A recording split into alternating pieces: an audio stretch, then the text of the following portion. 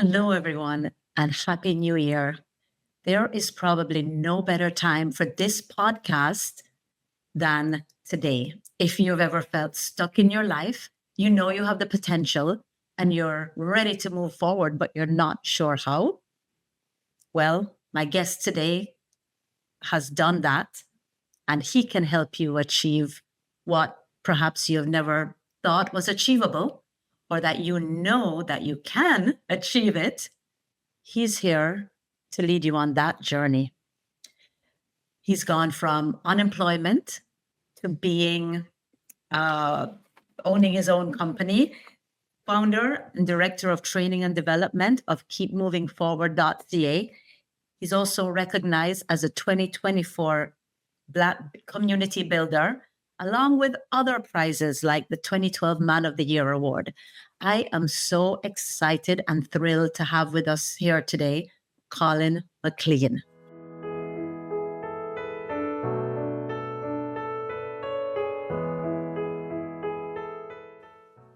Hello, everyone. Top of the morning. And Peta-Gaye, thank you so much for having me. Much appreciative of this exposure. Thank you. You fascinate me, Colin, because, well, just to take our listeners on a little journey, we met when you illustrated my children's book, Juliet Malevolent and Evil Play. Yes, I love that. Great experience. Was such a great book. The illustrations just brought it together. Mhm. But what got you into illustrating? Let's start from the very beginning. What got you Hmm. into doing? Okay, so I got to take you back 50 something years ago to my age. But when I was two, I had a learning disability. And it was frustrating because my dad is a ex-school teacher from Barbados. So those of West Indians kind of know school teacher mentality, very strict. And I was struggling in school. And I was never really diagnosed, probably ADHD, probably dyslexia, the full gamut. I was a good kid, but just that I couldn't comprehend stuff. So I used illustration as a child to understand the world and the challenges. When I was able to do that, the world made better sense. And then things started clicking. So it was my sanctuary for me. And then fast forward, um, moving on in life, there's people tell you, oh, that drawing thing, it's not really a great profession. Don't go into it. Had no mentorship or any coaching. Ended up in taking international business. And I did that because the Berlin Wall was falling. And then I find in the school system, unfortunately, they don't well, give you guidance as to what courses to take exactly, who to connect with, and that sort of stuff. And I was just lost. So, like a lot of us go into careers that you're not too sure of. And I did international business, got into import exports, ensuring $1 million shipments. It was great. But then what happened was I was let go after I came back from parental leave. It's just restructuring. American firm bought us out, which is kind of relevant to what's happening with the US and now of people's concern about the states. But I Mm-hmm. digress. I won't make it political. But I wasn't the right fit, pretty much, for the company. I didn't really feel empowered, didn't feel I could make a difference. And I got tired of just, working this paper. So I Mm-hmm. became unemployed and I'm struggling. And the funny thing about it, I can laugh at it now, but it was horrible. But when my daughter was born, I was dealing with my mother who had Alzheimer's dementia. My in-laws moved in because they were going to, they're building a house in Jamaica. They needed a place to stay. So, it's family. They stayed with us. So the place was really tight. I put a down payment on a place. And then all of a sudden, the next day I go to work. What happens? The universe starts testing me and I lose my job. They say, sorry for your 15 years of service, no longer needed. And I tell them, well, I just bought a house, a bigger house. Like, how do you do this to me? And says, well, it is what it is. Sorry. Very cool. And I was unemployed. I was devastated. So you can imagine what it feels like, whereby 12 hours earlier, you have a job, and you have steady employment based on like the records of financial records. And then all of a sudden now you're unemployed and you just purchased a bigger house for your family to all live in. And then now you can't afford it.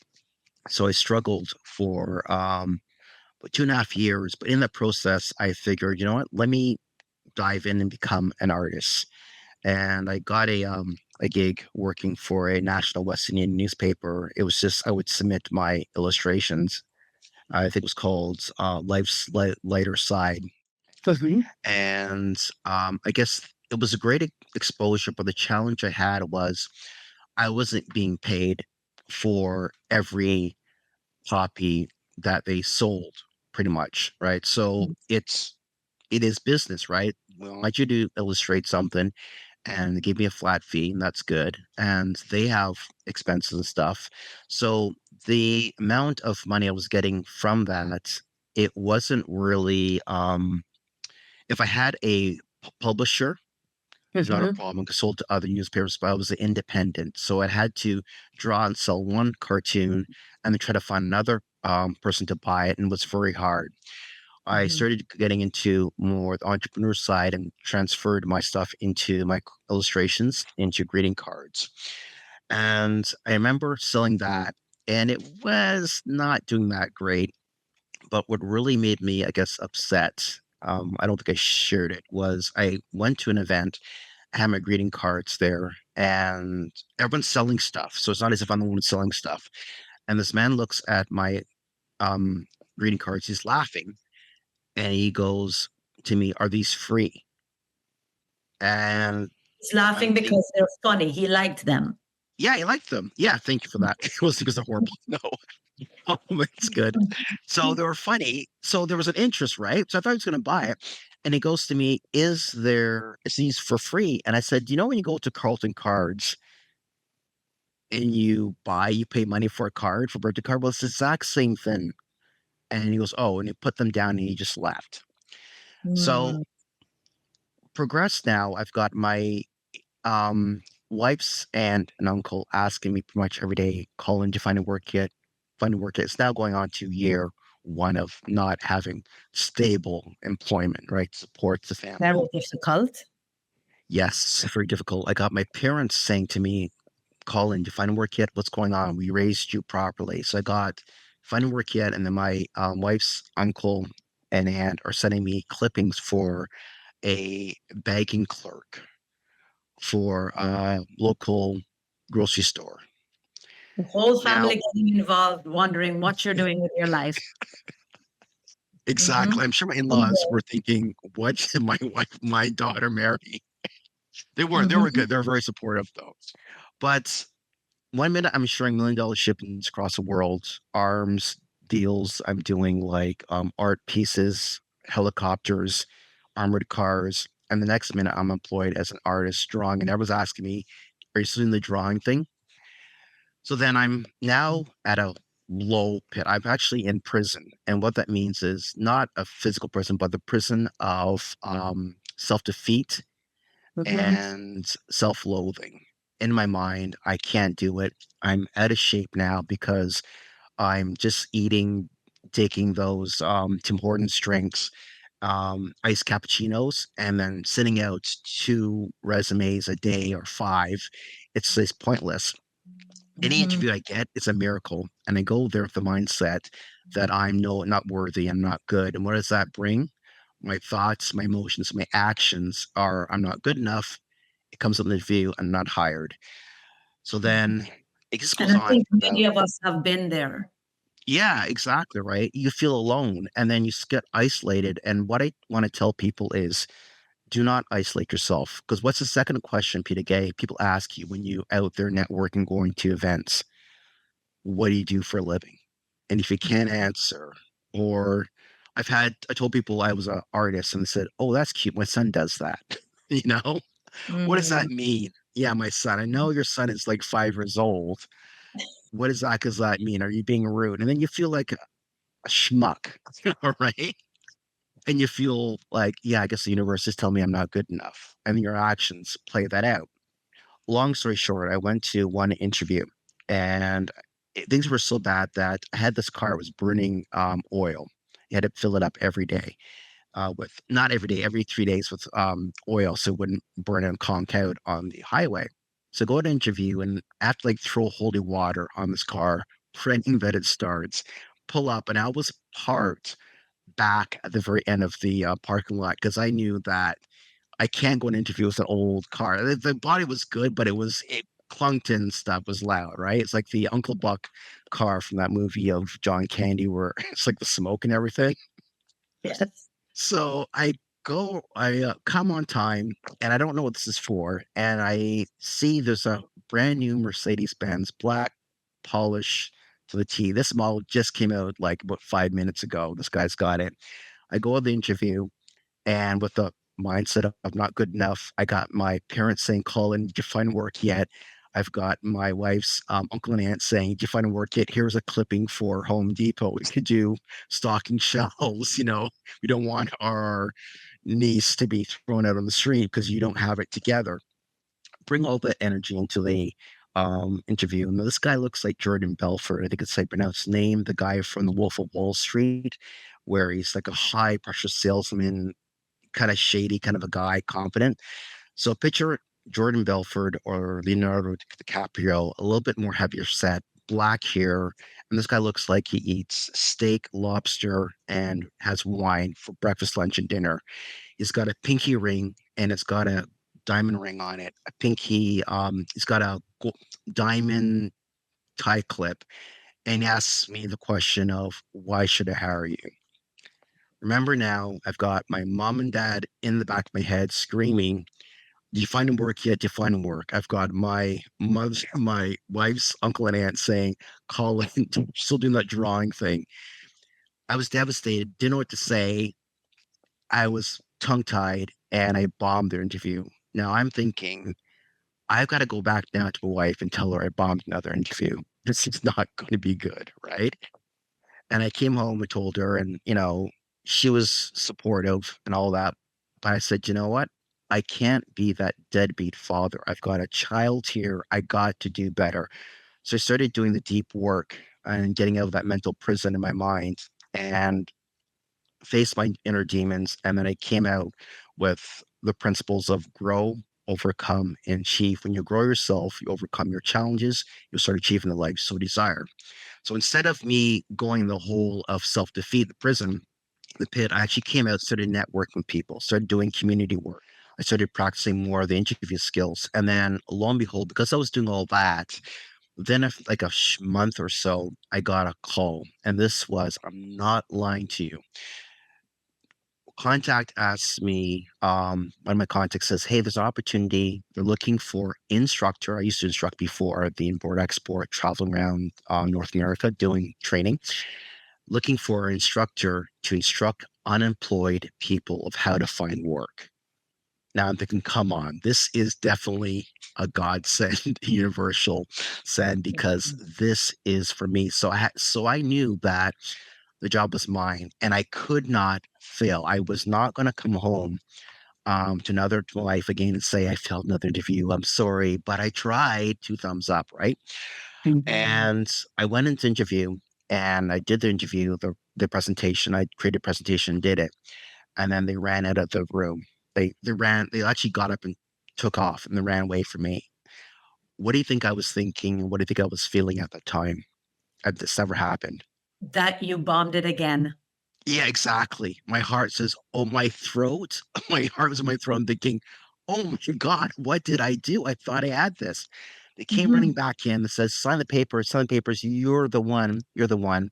And Oh, that's when things wow. started to change. So, because transformed myself from just the cartoonist or the artist into more of a community architect, Mhm. that's when things started to happen. And eventually they made me a manager of two sites within Peel, two offices, three offices for employment programs. And then, government funding's always cut and then had a pivot, went to another thing. But overall, I've been helping people grow, overcome, and achieve. Those are my three principles of success. And yeah, that's what I've been doing. So Let I'm me definitely now, just yeah. backtrack to the book that you wrote. A funny thing Yes. happened on the way to my career. 50 practical rules to get the job you want. Yes. So that was my birth from my pain of not of what I went through, and I want people to go through the exact same pain. So I used my artistic skills to create the book, and it was factual, data driven of how to look for work effectively and Mhm. practically. This Because is working in available on Amazon for any listener. Amazon, Mhm. exactly, and I found that a lot of books out there and programs, they weren't connecting with the audiences. They're just thick of a lot of verbiage. And I told them real simple how to find work using these tactics Mhm. and sold all over the world. I've actually used it recently in my youth employment readiness program. I partnered with the city of Brampton. And part of the deal I made with them is let's give these youth this actual book for them to use. It's really small. Actually, I have it right here. You can see it.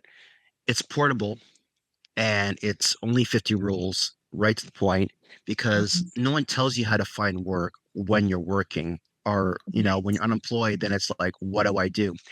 So it talks about Mhm. how my resume was outdated, talked about my resume had mistakes in it. I even had the wrong phone number the first 3 months of looking for it because I'm stressed and everything, thinking out this bigger place and Mhm. I'm doing everything wrong. Interviews, not doing that while I'm bombing left, right, and center, as I shared earlier.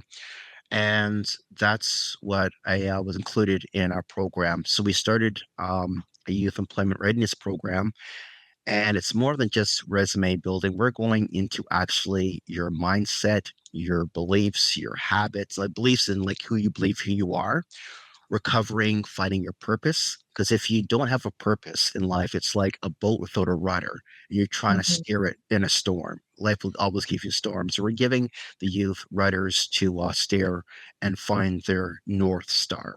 Yes, you Um, you mentioned some statistics on your website. yes, I did some research because this goes back to a community town hall meeting where the community came and says, we're tired of our youth not finding employment. There's other stuff they talked about with the mirror. And one thing that resonated with me was they said that the youth are not finding employment. Other cultures are hiring their own, but the youth, the Black youth, are not being employed. And I've seen it, they don't have the skill set or no one's taught them of how to network, how to navigate, how to do the proper resume. And I did a pitch and then I did some research before the pitch. And one thing I learned being an artist is you've got to be resourceful and prepared. You can't say, buy my pretty pictures. You have to have a strategic mindset of knowing your audience, Mhm. knowing their needs, and then selling to them. So I knew that the city needed to know stats and facts and data. So 17%, I think there's a survey done a few years ago, and they said that through Stats Canada, they said that on average, 70% of youth were facing unemployment challenges. And then Mhm. of that 70%, 30.6% were identified as Black youth. Mhm. So that's almost double the amount of unemployment. And they said that when youth are able to find employment, they're less likely to get into crimes, they're less likely to get into trouble. They're more going to give back to the community. So Yeah. that's what sparked the idea of starting the Youth Employment Readiness Program. So this is for Black youth in the city of Brampton. Yep. And we're How, expanding. and you're expanding. How do people get in touch with you for this program? If there are Mm. people listening who feel that, they could benefit or their children, Yeah, sure. nephews could benefit, Yeah, we'll put the definitely. links up. We'll definitely put the links up, Okay, but good, good. first start. So you go to KeepMovingForward.ca.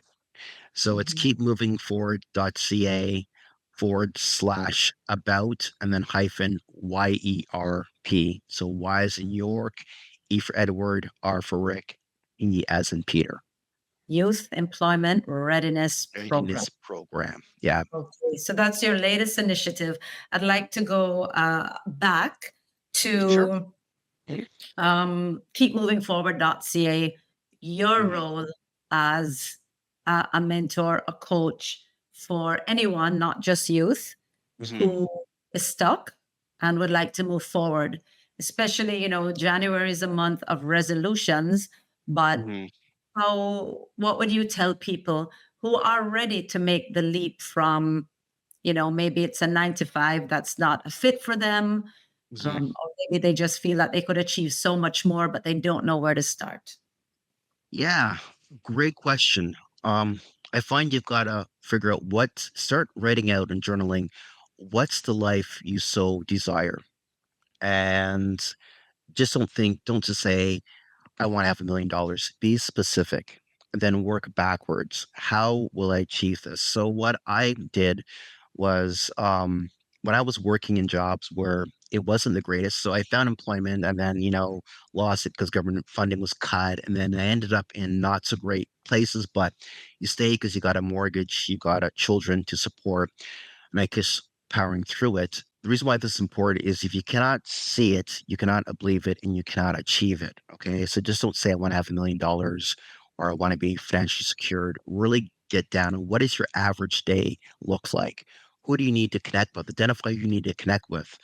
Do reverse planning. What do you have to do in the last quarter, which would be December? And then work your way backwards to the middle of the year to then the last quarter, the first quarter. And these are steps that you need to take. These people you need to connect with and work on that. Be realistic. Analyze your skills because if you don't know what you have to offer, you will never be successful. Okay. So Mhm. that takes the form of a lot of the clients I had when I was doing the non for profit work for unemployment. And a lot of them would say, "Hey, I wanna be like a CEO or a VP of a corporation." I'm thinking, "You've been working in a warehouse, you have no computer skills. How on earth you even come late to the meeting, you're supposed to come here at 10 o'clock, and you're here it's now 11 o'clock. You showed up. How on earth do you expect to be a CEO or a VP white collar when you can't even get out of bed on time, Mhm. or you don't believe in LinkedIn, or you don't believe in networking, or Mhm. doing a business plan, right? That's not going to work. So find out, do a SWOT analysis of your strengths and weaknesses, opportunities, and make sure that it's something you can measure and do that. And then find out who in your group do you need to connect with, right? Who inspires Mhm. you? If I always said that my mom would say, birds of a feather flock together, show me your friends, and then I'll show you where you'll be in 5 years. If Mhm. the people you're in currently are not moving and progressing, get out of the box and get into a new box, right? Get Mhm. comfortable with being uncomfortable and live by my philosophy of grow, overcome, and achieve. I hope that makes sense. It does. So for people who are saying, well, I can't really do this by myself, I need some help. This Mhm. is where your company Yeah, steps we could in, come in. right? Yeah, You we could offer do these workshops and stuff. services. Yeah, Okay. offer services. Okay. And when it comes to the price point, a lot of people would say, well, I don't have the money to invest in myself. What would you say Mhm. to that? Yeah, a lot of people say that, and I'm thinking, how bad do you want it? So sometimes you have to break the eggs to make the omelet. I remember a story I can share with you where there's one person was complaining about how horrible their life was, couldn't find work, struggling and everything. Well, they found a job they hated pretty much, right? So they were employed. And then they wanted my stuff for free. And when someone wants something for free, people do not respect free, unfortunately. But I said, I'll use you as a test pilot, see if my stuff works. She says, okay, that's good. It'd be for free. But she wasn't showing up for my meetings. She wasn't consistent, wasn't doing the homework. And yet she was complaining of how her life wasn't working out. But when I told her that, the stuff that it's doing is not just employment, it's life skills to get better habits. And I started dive down a bit deeper. I found out she wanted to find a partner was what her real, it wasn't leaving the work, it was finding a soulmate. And then she started doing the work. And then within about 3 months, she found someone that she was interested in. And I said, but hold on, do not proceed. You got to work on you because we're dealing with 30 something years of self sabotage, limiting beliefs, the trauma. But unfortunately, She didn't take my advice, pursue the relationship, and it didn't work out because self-sabotage, beliefs, choosing the wrong partner all came up. So that's where I'm at. That's why I was focusing on a lot of programs for the youth because a little bit more receptive. You're- And we can get funding for that, because time is money and we value ourselves about the great work we do. So your keep moving forward is not just for career, it's also for personal relationships and just basically helping people to get the life that they want. Yeah, exactly. Because when you start living the life that you so desire, you become a better, I guess, human. What that means is you're no longer operating out of stress. You can be more present with yourself. You can actually start giving back to communities because you're not in survival mode. You are actually living your true, authentic self and helping others along the way. Mhm. So let's end it here with your children's book. Sure. Um, your children's book is Beware of the Nice Nice, Straight Man. strange man. So I created this book when my daughter was born. And as a parent, you have a fear of something happening to them. What if someone abducted them? You think of the worst. It does come in your mind. You want to protect them, love them. And I wrote this book to teach parents to be more engaged with their children. So don't let them just be on the computer, on social media, having conversations with complete strangers and then you don't know what happens and then they get lured away. So the protagonist is a young boy, does not listen to his parents, and his parents don't intervene, and he gets abducted by this nice, strange man. Then he finds out the man's a monster, calls the police, and he's able to escape. And then I could give the whole story away, but pretty much the call to action was as parents be present in your children's life, know who they're social with, know who they're communicating with, and you don't want to be like how the stats now of many children, especially like black youth, like the boys are, they go missing, they run away, or they seek I guess getting money, doing stuff is not really legal for a better lifestyle, right? As opposed to growing themselves and stuff, right? So it's all a lot of stuff going on. And if we work with them at a young age and we're part of their lives, I think it will reduce the chances of them wanting to stray. We'll have our challenges with them, like as always, as parents and Mhm. families, but I Mhm. think they'll be more connected. And that's why I wrote the book. Amazing. You really deserve that 2024 Black Community Builder Award. Thanks. You've done Thanks. so much over the years for the community, from writing these books to the Youth Employment Readiness Program to keep moving forward. We'll have all your information up there in links for Beautiful. anyone who is ready to change their mindset and move forward into a better life. Yes. As my Colin, mother would as my yes, mother go would ahead. say, my late mother would say, "Yes, you can, and I know you can." That's my message to the people on this podcast. I love that. I love that. It has been such a pleasure talking to you today. And Yes. thank you for sharing so much of your information with us. Yeah, my Happy pleasure. New Year. Yeah, keep moving forward, looking upwards. Take care, Peta-Gaye. Much Keep appreciated. moving forward. I love that. I love that you say that at the end of every conversation. Okay, Colin, thanks again. Take care. Bye-bye. See ya. Bye.